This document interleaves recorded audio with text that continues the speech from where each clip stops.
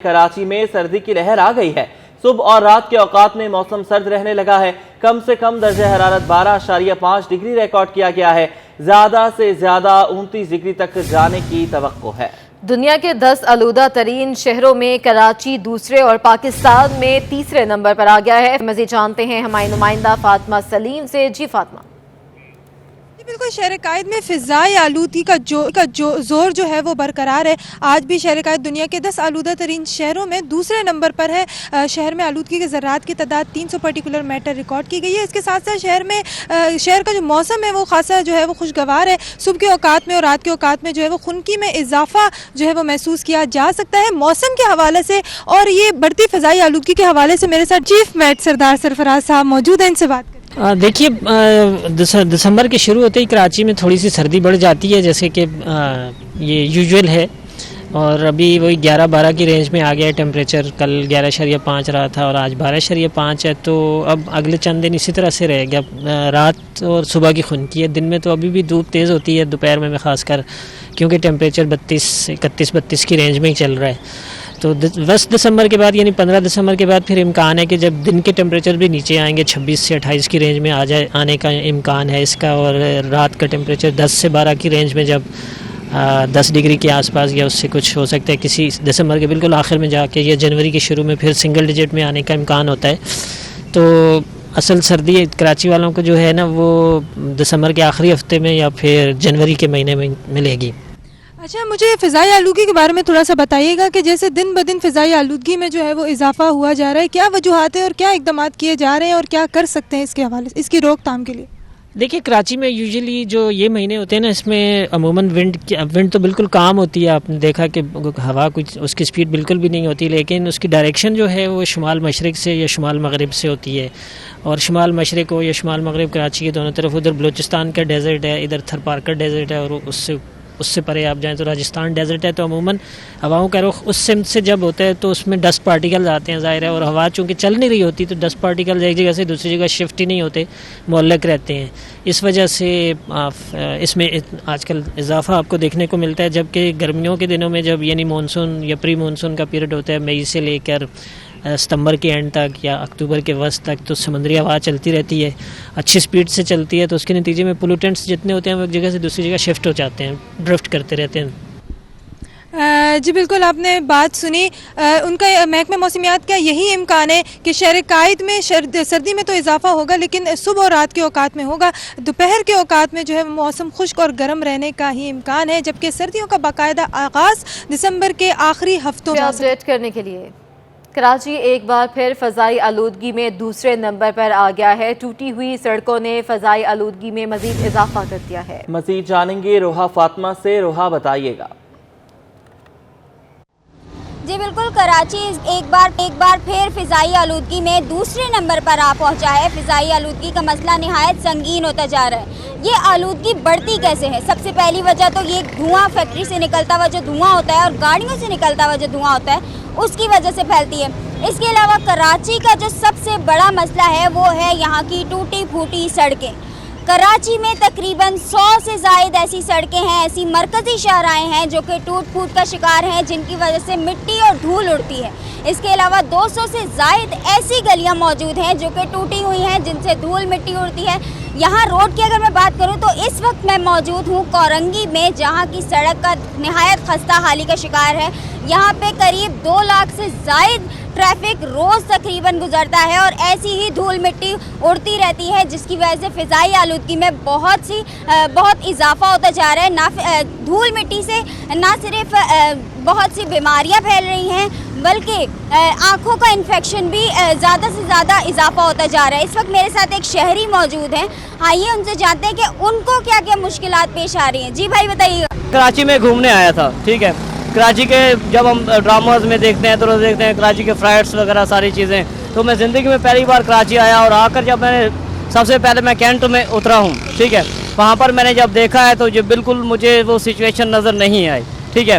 वो कहते, नासिर कादमी साहब कहते थे लाहौर के बारे में, ये शायद उन्होंने ये दुआ दी है, बहुत बुज़ुर्गों की दुआएँ हैं, ठीक है, कि वो कह के शहर लाहौर तेरी रौनक दायम आबाद, तेरी गलियों की हवा खींच के लाई मुझको। लेकिन इन द रिटर्न जो मुझे यहाँ पर पोल्यूशन के हवाले से हालात नजर आए वो बहुत ज़्यादा कशीदा हैं। मैं ये चीज़ देखी है कि यहाँ पर आकर अगर मेरी हेल्थ नहीं थी तो मैं यहाँ पर रहकर क्या करूँगा, क्या आगे सर्वाइव कैसे करूँगा, ठीक है, आगे मैं किस से बात करूँ। कि बिल्कुल बहुत ज़्यादा मायूसी मुझे इस हवाले से नज़र आई है। बाकी अल्हम्दुलिल्लाह कराची बहुत बड़ा है, कराची की इंडस्ट्रीज़ बहुत बड़ी है, कराची के लोग बहुत ज़बरदस्त हैं और माशाल्लाह से ज़बरदस्त। जी बिल्कुल, इनका यही कहना था कि यहाँ मैं आया तो हूँ घूमने फिरने, लेकिन मुझे यही महसूस हो रहा है कि मैं यहाँ आकर 10 बीमारियाँ अपने अंदर लेकर जाऊँगा। इसके अलावा इनका यही मुताल्लिका इदारों से, हुकूमत से अपील है कि खुदारा इस कराची की सड़कों को जल्द से जल्द बनाया जाए ताकि मज़ीद बीमारियाँ ले रही हैं उसमें भी कमी आ सके। बहुत शुक्रिया रोहा, आपने हमें अपडेट किया। शहर कायद दुनिया के आलूदा तरीन शहरों की फहरिस्त में दूसरे नंबर पर आ चुका है। आलूदगी की अहम वजूहात में सनतों से खारिज होने वाला केमिकल शुदा धुआं भी शामिल है। सनती जोन में क्या सूरत हाल है, जानने के लिए बात करेंगे हमारे नुमाइंदे हबीब खान से। जी हबीब।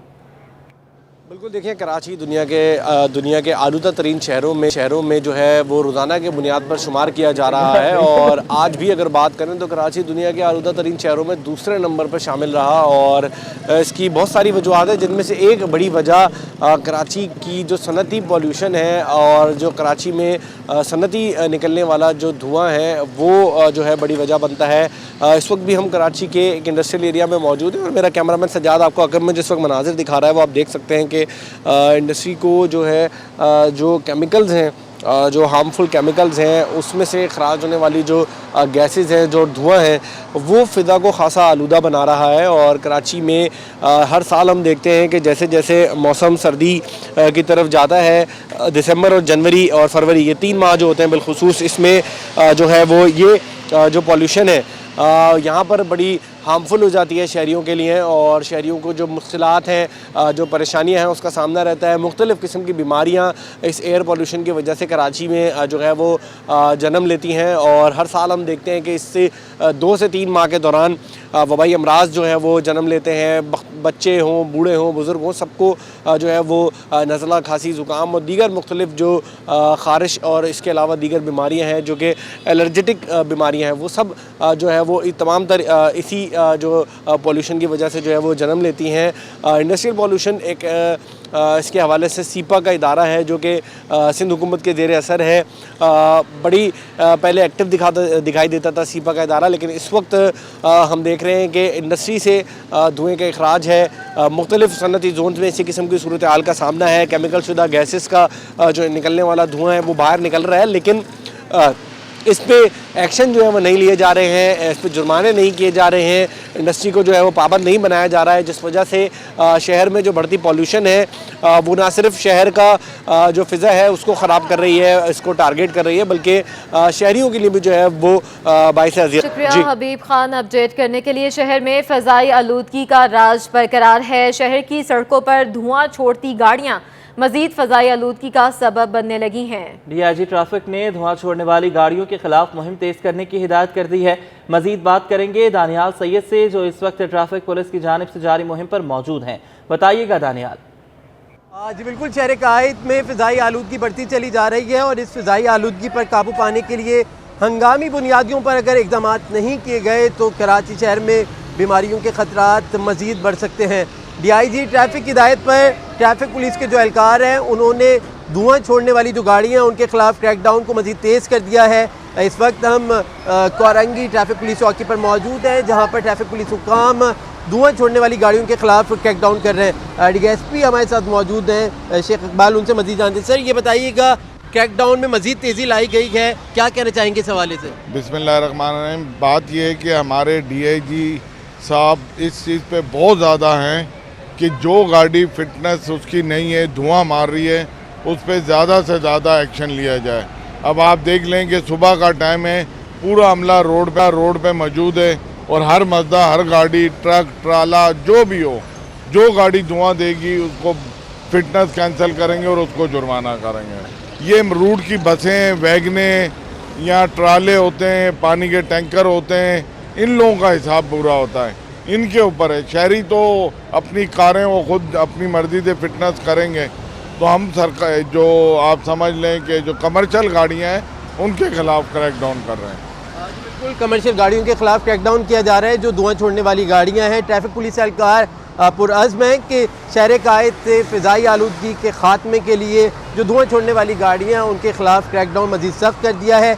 चालान भी किए जा रहे हैं, फ़िटनेस चेक करके जिसकी गाड़ियों से ज़्यादा धुआं छोड़ रहे हैं उनके फिटनेस सर्टिफिकेट कैंसिल किए जा रहे हैं और गाड़ियाँ जब्त की जा रही हैं। शुक्रिया दानियाल, आपने हमें अपडेट किया। इसी हवाले से मजीद भी बात करें तो फ़ज़ाई आलूदगी का राज शहर में बरकरार है। फ़ज़ाई आलूदगी के लिहाज से शहर कायद दूसरे नंबर पर स्टैंड कर रहा है।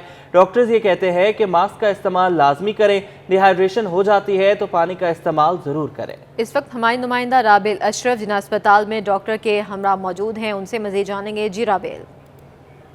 शहर कायद जो है फ़िज़ाई आलूदगी के लिहाज से आज दूसरे नंबर पर है। इसके बाइस जो है क्या क्या ख़तरात लाहक हो सकते हैं, क्या बीमारियां हो सकती हैं, क्योंकि ये मौसम जो है काफ़ी खुश्क हो जाता है। इस मौसम में नमी को बरकरार रखना काफ़ी मुश्किल हो जाता है। तो इसी हवाले से मेरे साथ मौजूद हैं, जिन्ना अस्पताल में इस वक्त में मौजूद है, मेरे साथ मौजूद है डॉक्टर उमर। इनसे बात करते हैं। जी सर, मुझे बताइएगा कि जो कि असिस्टेंट प्रोफेसर भी हैं, इनसे बात करते हैं। जी सर, मुझे बताइएगा कि इसके बाइस फ़िज़ाई आलूदगी के बाइस क्या क्या ख़तरात हो सकते हैं, क्या बीमारियाँ हो सकती हैं, क्योंकि मौसम भी खुश्क है और आगे सर्दी भी आने वाली है। बिस्मिल्लाहिर्रहमानिर्रहीम, बिल्कुल आपकी बात दुरुस्त है। इसमें देखें जो मोस्टली पेशेंट हमारे पास आते हैं वो रेस्पिरेटरी ट्रैक इन्फेक्शन के साथ आते हैं, हाइपर सेंसिटिविटी जिनको होती है, स्किन इन्फेक्शन के साथ आते हैं, कॉन्टैक्ट डर्माटाइटिस होता है, कंजक्टिवाइटिस होता है, और मोस्ट इंपॉर्टेंटली जो बच्चे और बुजुर्ग हैं वो रेस्पिरेटरी ट्रैक इन्फेक्शन के साथ आते हैं। इस तरह जो ऐसे मरीज जिनको पहले से अस्थमा या सीओपीडी है वो उनका वो अस्थमा और सीओपीडी बढ़ जाता है, उसको हम कहते हैं एक्सेसरवेशन ऑफ अस्थमा एंड सीओपीडी। तो इनकी प्रिवेंशन यही है कि ऐसे मौसम में आप मास्क का इस्तेमाल करें। अगर डस्ट या धुआं या फॉग वाली जगह है वहाँ आप ऐसे ना जाएं, आप मास्क का इस्तेमाल करके जाएं। सर्दी से बचें, ख़ुसूसन बच्चे और जो बुज़ुर्ग हैं वो गर्म कपड़ों का इस्तेमाल करें। आप जो है हेड को कवर करें, अपने हैंड्स को कवर करें, और ख़ास तौर पे जो नॉस्ट्रल्स हैं, आपका मुंह है, उसको कवर करें ताकि ना डस्ट ना कोल्ड एलर्जी आपको अफेक्ट कर सके। इसी तरह चूँकि स्किन भी ड्राई अप हो जाती है तो आप मॉइस्चर का इस्तेमाल करें, जिसमें लोशंस हैं या वेज़लिन है उसका इस्तेमाल करें। तो इस तरीके से आप जो मौसमी असरात हैं उससे बचा जा सकता है। सबसे इम्पॉर्टेंट थिंग ये है कि अपने आप को हाइड्रेटेड रखें, फ्रूट्स का इस्तेमाल करें और नट्स आजकल जो है उसका इस्तेमाल करें ताकि आपकी जो विटामिन्स हैं वो आपके अंदर इम्यूनिटी बढ़ा सकें और आपके अंदर कुव्वत मुदाफ़त को बढ़ाकर ये जो मौसमी असरात होते हैं उसको कम से कम किया जा सके। जी बिल्कुल, मेरे साथ डॉक्टर उमर सुल्तान मौजूद थे। उनका ये कहना है कि फ़िज़ाई आलूदगी से इसी तरह निपटा जा सकता है कि आप अपने आप को ज़्यादा से ज़्यादा, अगर आपको डिहाइड्रेशन होती है तो पानी का इस्तेमाल ज़्यादा से ज़्यादा करें। साथ ही साथ उनका ये भी कहना है कि अपने चेहरे को मॉइस्चराइज रखें लाजमी, और जो मास्क का बहुत शुक्रिया अपडेट करने के लिए। शहर कायद में डेंगू के वार जारी हैं। 24 घंटों के दौरान 40 अफराद डेंगू वायरस का शिकार हो चुके हैं। शहर में रवा माह डेंगू वायरस में मुब्तला अफराद की तादाद 1629 और रवा साल 16,259 हो गई है, जबकि 49 अफराद इंतकाल कर चुके हैं। सूबाई महकमे सेहत के मुताबिक 24 घंटों के दौरान जिला शर्की से 4, वस्ती से 6 और कुरंगी से 10 अफराद वायरस में मुब्तला हुए। जिला जनूबी से 8, गरबी, मलीर और किमाड़ी से 4 केसेस रिपोर्ट हुए। दूसरी जानिब हैदराबाद में गुज़श्ता 24 घंटों में 34 अफराद वायरस में मुब्तला हुए। सक्खर में 5, जबकि जामशोरो, थरपाकर और सांगढ़ में 1 केस रिपोर्ट हुआ। सूबे में रवा माह केसेस की तादाद 3,299 और रवा साल 22,377 हो गई है, जबकि रवा साल सिंध में 61 अफराद इंतकाल भी कर चुके हैं।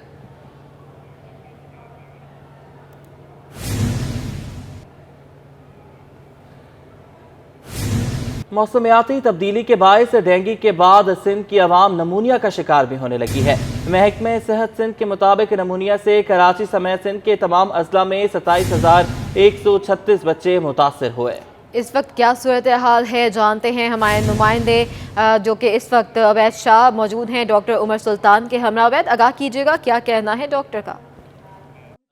मैं जिला अस्पताल में मौजूद हूँ।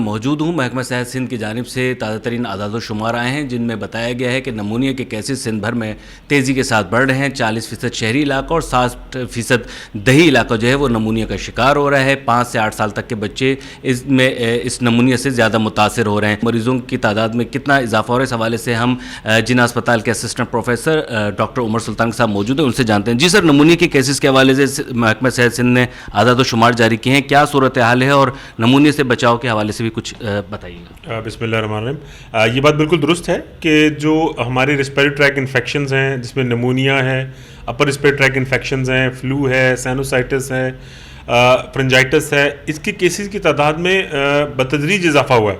जैसे जैसे मौसम चेंज हुआ है और मौसम सर्द होने लगा है, इनके केसेस में भी उसी तरह इजाफा हुआ है। ओपीडी में इनके केसेस की तादाद बहुत ज़्यादा है। एडमिटेड केसेस भी हमारे पास जो है वो ज़्यादा रिपोर्ट हुए हैं, जिसमें ख़ासतौर पे बुज़ुर्गों की तादाद हमारे पास ज़्यादा है। इसी तरह जो NACH बराबर हमारा JPMC बच्चों का जो हॉस्पिटल है, वहाँ पे बच्चों की तादाद में भी खातरखा इजाफा हुआ है। इसमें देखिए एहतियाती तदबीर ये है कि ख़ासतौर पे बच्चे और बुज़ुर्ग और ऐसे अफराद जिनके साथ दूसरी बीमारियाँ साथ जुड़ी हुई हैं, जैसे अस्थमा है, COPD है, ब्लड प्रेशर है, शुगर है, ऐसे जो अमराज जिनके साथ मौजूद हैं, वो अपने आप को अच्छी तरह ख़ासतौर पे फजर के वक्त, सुबह के वक्त और इशा के बाद गैर ज़रूरी तौर पर घरों से ना निकलें। जब भी आप निकलें बाहर की तरफ तो गर्म कपड़ों का इस्तेमाल करें, और जिनको फ्रीक्वेंट इन्फेक्शन होता है बच्चों को, तो उनको वैक्सीनेट करवाएं। नीमोकोकल वैक्सीन आती है, और अगर उनकी वैक्सीनेशन हो चुकी है तो उनका एक बूस्टर डोज है वो कम से कम लगवा लिया जाए। जो फिजिशियन और पल्मोनोलॉजिस्ट उनको ट्रीट कर रहे हैं, वो अपने बताए गए डॉक्टर की हिदायत के मुताबिक वो दवाइयाँ वक्त पे यूज़ करें, ताकि वो जो उनकी एक्सेसरिबेशन है, अस्थमा का जो अटैक है, फ्रीक्वेंट अटैक से वो बचे जा सकें। जी, जैसे कि डॉक्टर उमर सुल्तान हमें बता रहे थे कि नमूनिया के केसेस में यकीनी तौर पर जो इजाफा देखने में आ रहा है, उस हवाले से शहरियों को क्या एहतियाती तदाबीर करनी चाहिए, बिलखुसूस बुज़ुर्गों और बच्चों के हवाले से भी उन्होंने काफ़ी तफसीली तौर पे हमें बताया कि बच्चे और बुज़ुर्ग जो हैं वो गैर ज़रूरी तौर पर घर से बाहर ना निकलें, गर्म कपड़ों का इस्तेमाल, और अगर किसी इन्फेक्शन वो मुब्तला हैं तो अपने मौलिद से रब्ता करें। अपडेट करने के लिए कराची में सर्दी बढ़ते ही गैस बहरान संगीन हो गया है। शहर में CNG स्टेशंस को एक बार फिर 3 रोज़ के लिए बंद कर दिया गया है। स्विस सदर्न गैस कंपनी के लॉन्च मैनेजमेंट प्लान के तहत गैस स्टेशन फिर सुबह 8 बजे तक बंद रहेंगे। तर्जुमान स्विस सदर्न कंपनी ने कहा है कि इस वक्त गैस प्रेशर में कमी का सामना है। घरेलू और कमर्शियल सार्फिन को गैस की फराहमी अव्वलीन तरजीह है। तर्जुमान SSGC के मुताबिक मुख्तलिफ सेक्टर्स को गैस की फराहमी लोड मैनेजमेंट शेड्यूल के तहत की जा रही है। और तैयारी फेडरल बोर्ड की और सवालात सिंध बोर्ड के। राव मेडिकल यूनिवर्सिटी में दाखिला टेस्ट देने वाले तलबा अदालत पहुंच गए। तलबा का कहना है कि 35 सवालात हमारे सिलेबस से बाहर के थे। मज़ीद जानते हैं मुमताज़ जमाली से। जी मुमताज़। इस वक्त मैं मौजूद हूँ सिंध हाई कोर्ट कराची में मुख्तलिफ स्टूडेंट्स यहाँ पर आए हैं। डाउ मेडिकल यूनिवर्सिटी के टेस्ट पैटर्न और पॉलिसीज़ के खिलाफ क्या मामलात हैं, क्या पिटीशन दायर की है, इन्हीं से जानने की कोशिश करेंगे। इनके पेरेंट्स भी हमारे साथ मौजूद हैं। सर, क्या बच्चे क्यों आए हैं? सबसे बड़ी बात यह है कि ये MCAT के बच्चे हैं माशाल्लाह, और पढ़ने वाले बच्चे हैं। ये आज कोर्ट में खड़े हुए हैं। अलमिया तो हमारे पास ये है कि थिंक टैंक जो बैठा हुआ है, कीज़ में गलतियाँ हैं। चलो आउट ऑफ सिलेबस तो समझ में आता है कि 35 क्वेश्चन, हालांकि वो भी क्यों क्वेश्चन अराइजेज कि 35 क्वेश्चन क्यों आउट आए हैं। चलो वो आ गए, अब उनकी वो दें डेफिनेशन। क्वेश्चन 8 से 9 क्वेश्चन कीज़ में ही गलतियाँ हैं। तो कीज़, अब थिंक टैंक जो बैठा हुआ है, तो कीज़ में जब वो बड़े गलतियाँ करेंगे तो बच्चों पे क्या होगा। तो ये तो इदारों को सोचना चाहिए, थिंक टैंक को सोचना चाहिए, पूरी पॉलिसीज मेकर्स जो हैं तो उनको कंसिडरेशन कर जाएगी।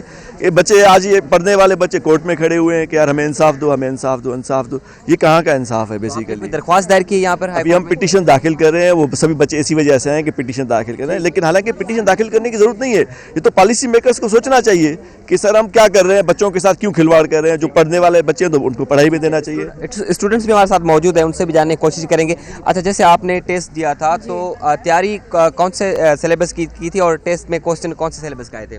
देखिए, हमें पूरा साल फेडरल बोर्ड से हमें बताया गया, गाइडलाइंस जो हमें दी गई थी वो फेडरल बोर्ड से। हमारे कोचिंग सेंटर्स में हमें फेडरल बोर्ड से ही तैयारी सारी करवाई गई। 26 अक्टूबर को नोटिफिकेशन आता है कि हमें सिंध बोर्ड से अब तैयारी करनी है। अब आप सोचें 13 नवंबर को हमारा टेस्ट है और आप हमें 26 अक्टूबर को ये नोटिफिकेशन दे रहे हो कि हमें सिंध बोर्ड से तैयारी करनी है। आप खुद सोचो कि हम पूरा साल एक बिल्कुल ही अलग सिलेबस पढ़ते हुए आ रहे हैं, क्योंकि सिंध बोर्ड और फेडरल बोर्ड थोड़े कॉन्ट्रडिक्ट करते हैं एक दूसरे से। तो अब हमें एक तो वैसे ही हम पे प्रेशर इतना कि एग्ज़ाम में क्या होगा क्या नहीं होगा, ऊपर से आप हमें एक और प्रेशर आप हम पे ये डाल रहे हैं कि अब हम सिंध बोर्ड से तैयारी करें। चलें, बच्चों ने जैसे तैसे करके सिंध बोर्ड से तैयारी कर भी ली। उसके बाद हम जब एग्ज़ामिनेशन हॉल में आए तो हमें 35 क्वेश्चंस आउट ऑफ सिलेबस ये दिखे कि जो PMC ने देखे, हमें जो गाइडलाइंस फॉलो करनी थी वो PMC की ही करनी थी। जो सिलेबस हमें दिया गया था वो PMC का ही हमें फॉलो करना था। सिंध बोर्ड में वो चीज़ें थी, बेशक थी, हमने सेकेंड ईयर में पढ़ी, सब पढ़ी, लेकिन जब हमें A फॉर एप्पल का बोला गया तो हम A फॉर एप्पल पढ़ेंगे, हम A फॉर एरोप्लेन नहीं पढ़ेंगे। जी ठीक है, बहुत शुक्रिया। देखें, ये आज जिनका मौक़िफ़ ये है कि जिस बोर्ड की उन्होंने तैयारी की है सवाल भी नहीं थे, 35 ये क्लेम कर रहे हैं कि सवाल आउट ऑफ कोर्स थे। सिंध हाई कोर्ट में दरख्वास्त दायर करेंगे, फिर अदालत की जानिब। मुमताज़ अपडेट करने के लिए करेंगे। सहाफ़ती दुनिया का बड़ा नाम इमरान असलम 70 बरस की उम्र में इंतकाल कर गए हैं।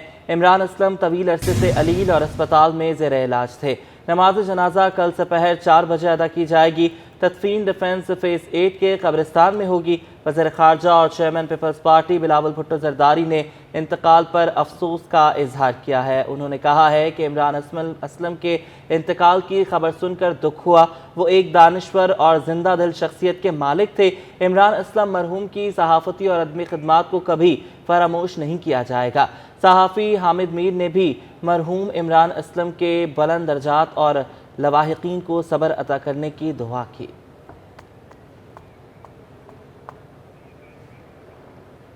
हाउसिंग टाउन प्लानिंग के मुलाजमीन की पेंशन की अदायगियों से में इल्तवा का मामला है। महकमे ने रिटायर्ड मुलाजमीन की तफसीलात तलब कर ली हैं। बात करेंगे आज़ाद नहोड़ियों से। आज़ाद, बताइएगा। जी बिल्कुल, महकमा बल्दियात के बाद महकमा हाउसिंग टाउन प्लानिंग के रिटायर्ड मुलाजमीन की पेंशन का मामला भी इल्तवा का शिकार हो चुका है। इस हवाले से महकमा हाउसिंग और टाउन प्लानिंग की जानब से 5 सेक्शन अफसरान को खत अरसाल कर दिया गया, जिसमें सेक्शन अफसर 1, 2, 3, 4, 5 शामिल हैं, जिनको कहा गया कि फौरी तौर पर वो मुलाजमीन जिनकी पेंशन की अदायगी नहीं की गई है, जिसकी क्या वजूहत है और क्यों नहीं की गई है, इस हवाले से फौरी तौर पर तफसीलात फराहम की जाए ताकि ये जो है मामला चीफ सेक्रेटरी के सामने रखा जाए। इस मामले को हल करने के हवाले से चीफ सेक्रेटरी के वाज़ेह तौर पर अहकाम है ताकि इनकी पेंशन की अदायगी वक्त पर की जाए। इस हवाले से खत अरसाल कर दिया गया। अब सेक्शन अफसर जो है रिपोर्ट तैयार करके महकमा हाउसिंग टाउन प्लानिंग के हवाले करेंगे, जिसके बाद रिपोर्ट चीफ सेक्रेटरी को अरसाल की जाएगी, जिसके सरबराही में सिंध हाई कोर्ट ने कमेटी कायम की है। वो कमेटी फैसला करेगी इनकी पेंशन के मामला को किस तरह हल करना है। जी अच्छा आज़ाद, एक और खबर भी है। सिंध सरकार ने एडिशनल सेक्रेटरी इत्तलात अली गुल संजरानी का तबादला किया है। इस हवाले से क्या अपडेट्स हैं?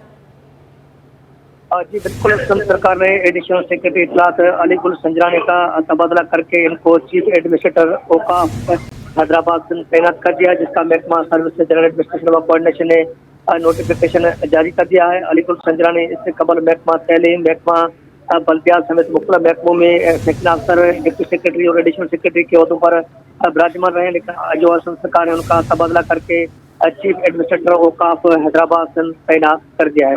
जी बहुत शुक्रिया आपका आज़ाद, आपने हमें अपडेट किया। इदारा तरक्यात कराची के मुजाहिद कॉलोनी नाज़िमाबाद का इंसदादी तजावुज़ात ऑपरेशन आखिरी मराहिल में पहुँच गया है। ऑपरेशन में MC और DMC सेंट्रल मुआवनत के लिए अहम किरदार अदा कर रहे हैं। मज़ीद जानते हैं हमारे नुमाइंदे रिजवान अहमद से। जी रिजवान। जी बिल्कुल, नाज़िमाबाद मुजाहिद कॉलोनी में गैरकानूनी तामीरात को मुनज़्ज़म करने का सिलसिला जारी है। 3 फेज़ में ये ऑपरेशन होना था। बताया जा रहा है कि तीसरे और आखिरी फेज़ में जो है वो दाखिल हो गए। 650 के लगभग मुख्तलिफ इमलाक थी जिनको मिसमार किया जाना था, जिसमें से 80% तकरीबन काम मुकम्मल हो चुका है। 1971 के जो मास्टर प्लान है कराची का, उसके तहत ये एंटी इंक्रोचमेंट ड्राइव जारी है जो कि KDA की जानिब से की जा रही है, जबकि इसमें कोलैबोरेशन जो है वो डिस्ट्रिक्ट सेंट्रल की इंतज़ामिया का शामिल है। फोकल पर्सन हमारे साथ मौजूद हैं डिप्टी कमिश्नर सेंट्रल ताहा सलीम के ज़हीर अहमद ख़ान, इनसे मज़ीद जानते हैं। ज़हीर साहब फरमाइएगा, किस नहज पे पहुंच गया है ये ऑपरेशन और इस वक्त जो है इसमें कितना मज़ीद वक्त दरकार होगा? जी, इस वक्त जो काम आप देख रहे हैं ये इंडस्ट्रियल न्यू कराची से होता हुआ शेरशाह सूरी रोड, रशीद तरावी रोड से होता हुआ, ज़ियाउद्दीन चुरंगी से होता हुआ यहाँ पर पहुँचा है और ये अख्ताम फसल आप खुद बताएगा 80% हो चुका है और 20% इंशाल्लाह ये भी कंप्लीट होने जा रहा है। 1 हफ्ते के अंदर अंदर ही कंप्लीट हो जाएगा।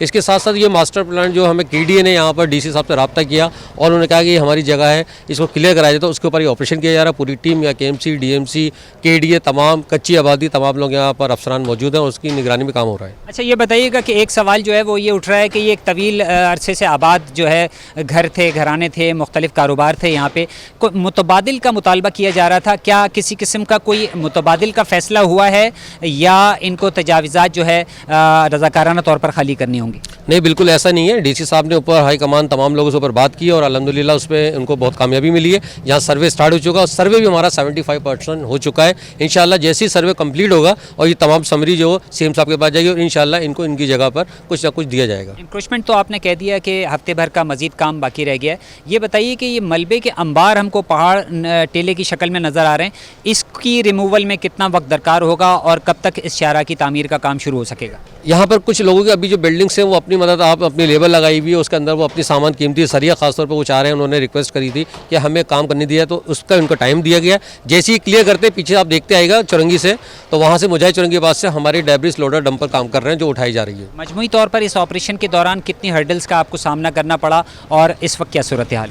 देखिए हर्डल्स तो आ रही थी, लेकिन नो डाउट यहाँ की जो पुलिस और ख़ासतौर पे यहाँ के डिस्ट्रिक्ट सेंट्रल के जो अफसरान हैं उन्होंने बड़ा भरपूर ताउन किया और उनके ही ताउन से आज हम ये सक्सेसफुल ऑपरेशन में कामयाब हैं।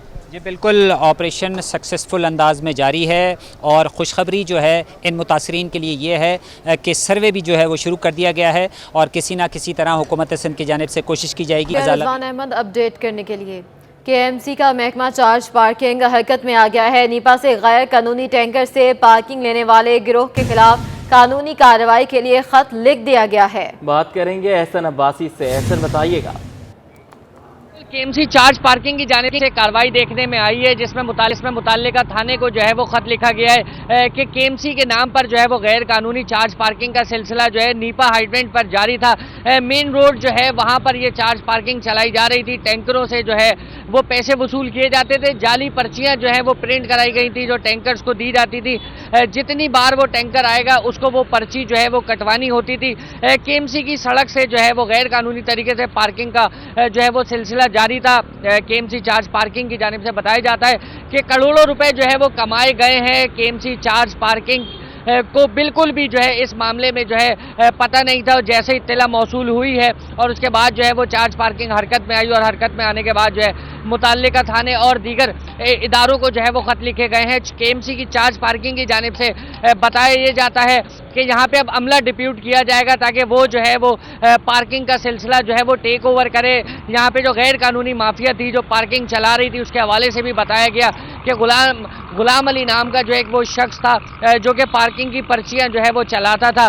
बाकायदा तौर पे उसका मुंशी जो है वो 12-12 घंटे यहाँ पर मौजूद होता था और आने वाले तमाम टैंकर्स को जो मेन सड़क पर यूनिवर्सिटी रोड पे खड़े होते हैं उनको जो है वो पर्चियाँ दी जाती थी। करोड़ों रुपए का जो है वो KMC के कौमी खजाने को नुकसान पहुँचाया गया, लेकिन अब देर आए दुरुस्त आए और KMC जो है वो यहाँ पर पार्किंग। बहुत शुक्रिया एहसन, आपने हमें अपडेट किया। और गवर्नर सिंध के अब्बासी अस्पताल के एक के बाद एक दौरा रंग लाने लगा है।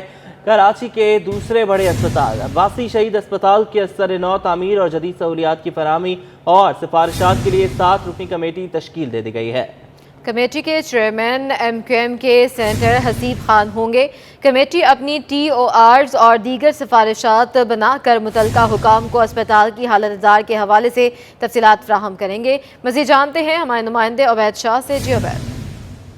जी बिल्कुल, गवर्नर सिंध कामरान खान टिसोरी का एक के बाद एक दौरा अब्बासी अस्पताल रंग लाने लगा है। अब्बासी शहीद अस्पताल को जदीद खतूत पर इस्तवार करने के लिए 7 रुकनी कमेटी तश्कील दी गई है। कमेटी के चेयरमैन MQM पाकिस्तान से ताल्लुक रखने वाले सेनेटर हसीब खान को बनाया गया है, जबकि मेंबरान में सैयद सैफुर रहमान को कोऑर्डिनेटर, म्यूनिसिपल कमिश्नर KMC को कोऑर्डिनेटर बनाया गया है, जबकि doctor Nasir Javed Sheikh, director medical services doctor Sirajul Haq Tariq, doctor Nadeem Haider और प्रोफेसर मोहम्मद जमालुद्दीन को इस 7 रुकनी कमेटी में शामिल किया गया है। चंद रोज कबल गवर्नर सिंध और एडमिनिस्ट्रेटर कराची मुर्तजा वहाब ने अब्बासी अस्पताल का मुश्तरका दौरा करते हुए अस्पताल को जदीद सहूलियात से आरास्ता करने के अज़्म का अदा किया था और इसके साथ अब्बासी शहीद अस्पताल के जो मुख्तलिफ शोबे गैर फाल थे, जिनमें laboratories, x-ray machine, CT scan और दीगर जो शोबे हैं वो साल से बंद थे, उनको फाल करने के हवाले से मुश्तरका लाहे अमल पर काम करने के हवाले से उन्होंने अज़्म का अदा किया था कि अब्बासी शहीद हॉस्पिटल को आगा खान और लियाकत नेशनल हॉस्पिटल के तर्ज का जदीद हॉस्पिटल बनाया जाएगा। इसके तमाम शोबों को फाल किया जाएगा, जदीद मशीनरी लाई जाएगी और न सिर्फ जिला सेंटर बल्कि कराची की बड़ी आबादी जो अब्बासी शहीद हॉस्पिटल में आकर इलाज मुआवजे की सहूलत हासिल करती है उनको मजीद बेहतरीन सहूलियात दी जाएंगी। बहुत शुक्रिया उबैद शाह, हमें अपडेट कर रहे थे। कराची में यूटिलिटी स्टोर्स शहरियों के लिए दर्द-ए-सर बन गए। हुकाम की अदम तवज्जो के बायस शहर के मुख्तलिफ यूटिलिटी स्टोर्स पर 2 हफ्तों से आटा गायब है। मजीद बताएंगे वसीम इफ्तिखार।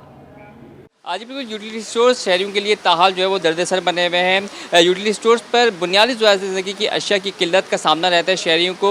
इस वक्त मैं जिस यूटिलिटी स्टोर पर मौजूद हूँ, यहाँ पर आटा जो है मौजूद नहीं है और यूटिलिटी स्टोर इंतज़ामिया का बताना यह है कि तकरीबन 2 हफ्ते से कराची समेत मुख्तलिफ जो इलाके हैं वहाँ पर जो है आटा मौजूद नहीं है। इस वक्त मेरे साथ शहरी मौजूद हैं, जानते हैं सर आटा मौजूद नहीं है, कितनी परेशानी होती है, क्या कहेंगे? दायरे आटा नहीं है तो परेशानी है, सब लोग लाइन लगाए खड़े होते हैं बेचारे और काफ़ी परेशानी है। तो लोग अब वो जो 650 का आटा मिल रहा है बाहर जगह जगह पे, तो लोग वही यूज़ कर रहे हैं। हर आदमी नहीं अफोर्ड करता था कि 1200-1100 आटा ले, तो बाकी चीज़ें हैं माशाल्लाह, सब चीज़ें मिल रही हैं, लेकिन आटा जो है वो नहीं है। तो हुकूमत को चाहिए इस पर थोड़ा सा अमल दरामद करें और इस आटे को यकीनी बनाएं ताकि गरीब लोगों को कम से कम मिल जाए। जी बिल्कुल, ये थे शहरी जिनका कहना है कि इस वक्त शहरी जो है वो या तो हुकूमत सिंध की जानिब से जो 650 का आटा मिल रहा है वो ख़रीदने पर मजबूर हैं, या फिर उसके साथ साथ इलाकाई बाज़ारों में आटा उनको महंगा दस्तयाब होता है। जब यहाँ पर आते हैं तो यहाँ पर जो आटे की यूटिलिटी स्टोर की जो 10 किलो आटे की थैली की कीमत 400 रुपये मुकर्रर है, लेकिन आटा यहाँ पर जो है वो जब दस्तयाब नहीं होता तो उस वक्त शहरी को मुश्किलात का सामना करना पड़ता है। शहरियों का हुकूमत से मुतालबा है कि फौरी तौर पर यूटिलिटी सस्ते आटे की। बहुत शुक्रिया आपका वसीम, आपने हमें अपडेट किया। आर्ट्स काउंसिल ऑफ पाकिस्तान के ज़रिए एहतमाम 15वीं आलमी उर्दू कॉन्फ्रेंस जारी है, जहां अदब के मौज़ूआत के मुख्तलिफ सेशंस की मुनासबत से किताबों के स्टॉल्स लगाए गए हैं। मज़ीद जानते हैं नुमान गुल से। जी नुमान। बिल्कुल, आर्ट्स काउंसिल में 15वीं आलमी उर्दू कॉन्फ्रेंस जारी है और उर्दू अदब के हवाले से अगर बात कर ली जाए और यहाँ पर किताबों के स्टॉल मौजूद ना हो तो ये नामुकम्मल सी कॉन्फ्रेंस रहेगी। इस वक्त मैं आर्ट्स काउंसिल के अंदर मौजूद हूँ और यहाँ पर भी बुक्स के स्टॉल्स लगाए गए हैं। मुख्तलिफ मज़ामीन पर जो किताबें लिखी गई हैं वो यहाँ पर मौजूद हैं। मेरे कैमरामैन शाहज़ेब आपको दिखा सके तो ये नेशनल फाउंडेशन का है, नेशनल बुक फाउंडेशन का ये स्टॉल है, जहाँ पर सूफियाने इकराम की भी किताबें मौजूद हैं। कलाम बाबा फ़रीद यहाँ पर मौजूद है, पुरसुकून ज़िंदगी के हवाले से भी किताब लिखी हुई है। इसके अलावा असासाए नात के व दीगर जो किताबें हैं जो मौज़ूआत पर लिखी गई हैं वो यहाँ पर मौजूद है। नेशनल बुक फाउंडेशन के जो मुंतज़मीन हैं वो हमारे साथ मौजूद हैं। सर बताइएगा कौन कौन से मौज़ूआत पर आपकी किताबें हैं यहाँ पर लगाई गई हैं और कितनी तादाद में है यहाँ पर किताबें? सर ये इधर हम तकरीबन 5000 क्वांटिटी लाए हैं और नेशनल बुक फाउंडेशन हर कस्टमर को 50% डिस्काउंट दे रहा है और कीमतें भी बहुत मुनासिब कीमतें हैं और हर लिटरेचर है हमारे पास, उर्दू है, बच्चों की किताबें हैं और तकरीबन जो है ना टेक्स्ट बुक भी हम छापते हैं। ये national book foundation government Pakistan का इदारा है, ये 50% हर कस्टमर को देता है और ये कि किताबें सारी हैं इधर सर, लिटरेचर भी है, टेक्स्ट बुक है, सूफिया कराम की किताबें हैं और बच्चों की किताबें हैं और लोक कहानियाँ हैं। हर किताब, हर उर्दू लिटरेचर है, मतलब हर किताब छापते हैं हम लोग। अच्छा, यकीनी तौर पर मुख्तलिफ मौज़ूआत पर ये किताबें हैं जो कि आर्ट्स काउंसिल ऑफ पाकिस्तान में इसका स्टॉल लगाया गया है। नेशनल बुक फाउंडेशन का ये स्टॉल है जहाँ पर बेतहाशा किताबें मौजूद हैं और जितने भी शुरका हैं आलमी उर्दू कॉन्फ्रेंस के उन सब के लिए ये लगाई गई हैं। वो आ भी रहे हैं, स्टॉल्स का विज़िट भी कर रहे हैं और किताबें यहाँ से ख़रीद कर भी लेकर जा रहे हैं। नेशनल बुक फाउंडेशन की जानिब से 50% का यहाँ पर डिस्काउंट दिया गया है। बहुत शुक्रिया नुमान, आपने हमें अपडेट किया। आलमी उर्दू कॉन्फ्रेंस की ही बात करें, दूसरे रोज़ भी जारी है। आज कॉन्फ्रेंस में मुख्तलिफ मौज़ूआत पर 12 सेशंस होंगे। मज़ीद जानते हैं आदिया नाज से। जी आदिया। 15वीं आलमी उर्दू कॉन्फ्रेंस का मेला Karachi arts council of Pakistan में सज चुका है। आज दूसरा रोज़ है और मुख्तलिफ मौज़ूआत पर 12 सेशन होंगे। सदर Arts council of Pakistan Karachi Ahmed Shah हमारे साथ मौजूद हैं। सर बहुत मुबारकबाद, हमेशा से अदब के लिए बहुत ज़्यादा खिदमत आपने सर अंजाम दी, एक और बड़ी काविश जो है वो सामने आ गई। जी आपका बहुत बहुत शुक्रिया और इसको यहाँ तक पहुँचाने में मीडिया का बहुत बड़ा रोल है, पूरे ग्लोब में उन्होंने पहुँचाया। जैसे कल आप देखें न सिर्फ ऑडिटोरियम में बल्कि पूरे आर्ट्स काउंसिल में तिल धरने को जगह नहीं थी। जब हम आए थे 15 साल पहले तो इस शहर में खून खराबा था, 20, 30, 40 कत्ल होते थे। तो हमने ये सोचा कि हम अपने अदब और सकाफ़त की तरवीज में जितने लोग रहते हैं यहाँ, सिंधी, पंजाबी, बलोची, उर्दू स्पीकिंग, पठान, इनको एक मरकज़ पे लाने का तरीका ये है कि पाकिस्तानी अदब को एक मरकज़ पे जमा कर दिया जाए।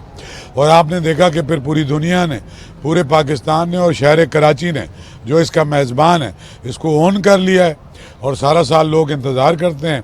अमेरिका, कनाडा, बरतानिया, ऑस्ट्रेलिया से वो अपनी छुट्टियां हमसे पूछ के प्लान करते हैं। अपने घरों की शादियां जो है वो उर्दू कॉन्फ्रेंस के आगे पीछे रखते हैं।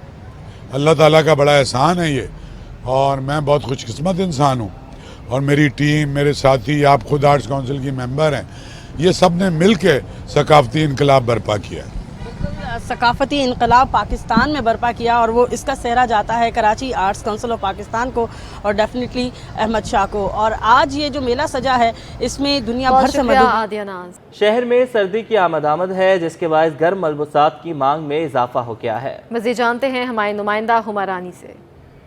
शहर कायद में सर्दियों की आमद होते ही शहरियों ने बड़ी तादाद में लंडे बाजार का रुख कर लिया। इसी हवाले से इस वक्त मैं मौजूद हूँ सदर के कदीम लंडे बाजार में, जहाँ हर किस्म के गर्म मलबूसात मौजूद हैं। इसी हवाले से इस वक्त हमारे साथ दुकानदार मौजूद हैं। आइए उनसे बात करते हैं और जानते हैं कि उनके पास कौन कौन सी वैरायटीज़ के जो गर्म मलबूसात हैं वो मौजूद हैं और उनकी क्या कीमतें हैं। जी हमारे पास जैकेटें हैं, ओल्ड हैं, बस्कटें हैं। इनकी कीमत दुकानदारों से कम है, जो 1200 भी मिलती है यहाँ हम वो 300, 350, 400 तक दे रहे हैं और गरीब लोगों को डिस्काउंट करके कम रेट पे दे रहे हैं, जो 200, 250 में भी दे रहे हैं। इसी हवाले से हमारे साथ खरीदार भी मौजूद है, उनसे भी बात करते हैं, उनसे जानते हैं कि दीगर दुकानों के मुकाबले में यहाँ लंडे बाजार में ये जो चीज़ें खरीदने के लिए आए उनकी क्या कीमतें हैं। जी दुकानों से बेहतर है, 200-250 का मिल जाता है, बाहर 1200 का है, यहाँ बेहतर है। मतलब इसीलिए हम गुजर रहे थे तो यहाँ से लेते जाए बच्चों के लिए। रास्ते में हम गुजर रहे थे तो हम लेने आए तो सस्ता दे रहे हैं, मगर दूसरे दुकानों से बहुत ही ये कम है कीमत। बहुत अच्छा भी है और कीमत भी अच्छा है। तो दुकानदार भी सही बात कर रहे हैं, अखलाक से बात कर रहे हैं। लुंडा बाज़ार से हम गुजर रहे थे तो हमने कहा बच्चों को सूटर दिला दें, वहाँ से पूछें तो 2000-1500 है, लुंडा पे आए तो 300-400 में मिल रहे हैं, उनसे अच्छे हैं। यहाँ पे बच्चे भी बड़ी तादाद में सर्दियों की खरीदारी करने के लिए पहुँचे। यहाँ पे हमारे साथ एक छोटी सी बच्ची, उनसे बात करने की कोशिश करते हैं और जानते हैं उन्होंने क्या लिया। बेटा बात करेंगी, क्या लिया है आपने? सूटर लिया, बता। आपने कुछ लिया? जैकेट लिया आपने? जैसा कि आपने सुना, खरीदार, दुकानदार और बच्चों का कहना है कि सर्दियों में जहां भी मुनासिब रेट में चीज़ें मिले तो वहां क्यों ना जाएं चीज़ें लेने के लिए। लंडा बाजार एक ऐसा बाजार है जहां मुनासिब दामों में चीज़ें मिलती हैं। जी